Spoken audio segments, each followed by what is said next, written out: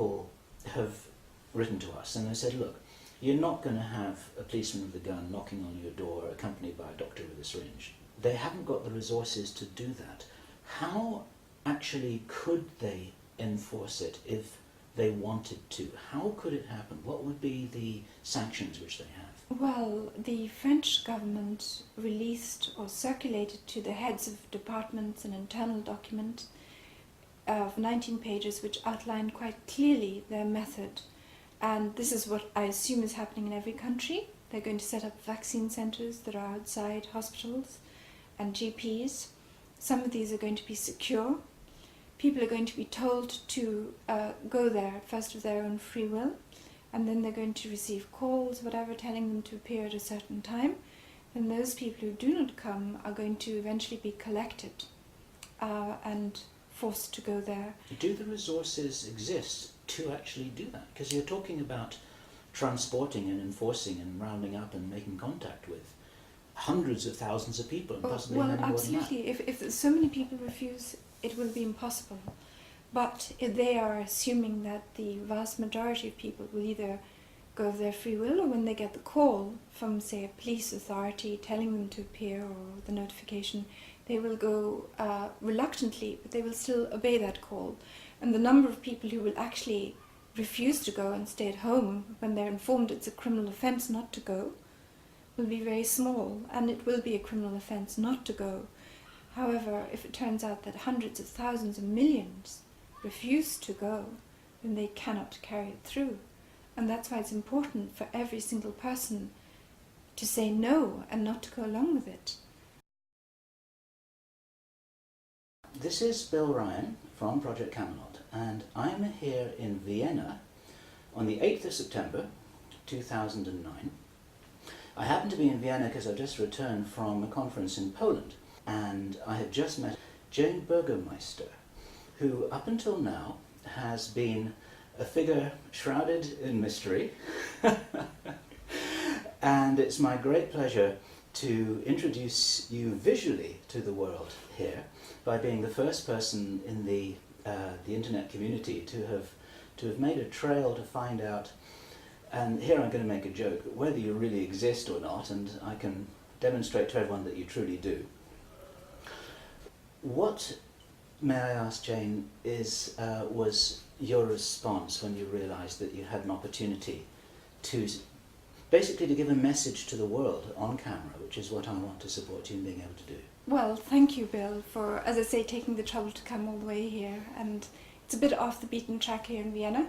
It is, however, a significant place, as it turns out. It is the place where Baxter contaminated 72 kilos of vaccine material with the live bird flu, and so nearly triggered a global pandemic just a few months ago in February. This attempt to trigger a pandemic failed because of the alertness of people in the Czech Republic who detected it in a laboratory in biotest. However, it has now turned out that Baxter still has at least a large amount of that 72 kilos of bird flu, and we're coming to a point where we have only perhaps a few weeks until the government here in Austria and other governments around the world intend to start injecting people with so-called swine flu vaccine material, which we have every reason to fear is going to be a big hazard to our health, and has been designed to be a hazard to our health, even if it isn't contaminated with the live bird flu virus, as it might well be.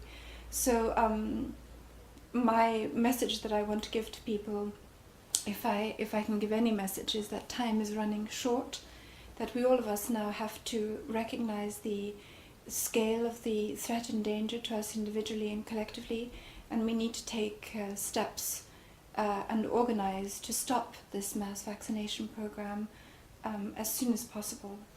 And as we were discussing when we were just chatting before we started this video interview, you feel a tremendous sense of urgency, don't you? This is driving you right now. Well, unfortunately, we have seen how, in spite of mounting and growing protests in the USA and now in Europe, the latest polls show that 29% of the Germans are categorically going to refuse the swine flu vaccine. In spite of all that, the governments are pressing ahead relentlessly, who is pushing with tremendous determination this unwanted, unnecessary and dangerous program on us, and it's coming in just a few weeks. What's interesting to me is that we, like you, get reports from all over the world, and it seems that governments in every first world nation, and maybe other nations too, seem to be preparing in almost like marching in step with this thing. This is coordinated, isn't it? Absolutely, and if you look at the legal framework, they are all following the same legal framework, and it's the International Health Regulations of 2005, which give WHO, the World Health Organization based in Geneva, the power to control how governments respond to this pandemic, which WHO has itself declared. And every country has a more or less identical pandemic plan, which hands power over to the World Health Organization, which allows the World Health Organization to take over the police and the health forces. And every country will set up a crisis committee, which will determine, what vaccine centers are established, what groups are going to be targeted for vaccination, and so on. And that is the reason why it's so coordinated and synchronized, because there is a single body behind it, and this is the World Health Organization, the UN, and the people who back that, the banking cartel and family dynasty, the Rockefellers and the Rothschilds. Now, let's just back up a moment here, and for those people watching this video who don't know who you are and why we should be talking here in Vienna, can you just give a little bit of your background? The things that you shared with me personally, for instance, I didn't even know that you were at university in Edinburgh, how long you've been in Vienna, what you're doing here, and just a little bit of a bio. How did you get to this place? Sometimes you must wake up in the morning asking yourself the same question. How did you get here? Well, my dad is Austrian and my mother is from Ireland, and I was born in Switzerland. And I went to Edinburgh University, where I did English literature and language and a bit of philosophy and so on. And I came to Austria in the year 2000, and I started working here as a medical journal for or as an editor for a medical journal specializing in diabetes. And I quit that of my own free will and started writing for medical wires, the Reuters Health, for the British Medical Journal, The Scientist, Nature, and so on. And so I acquired an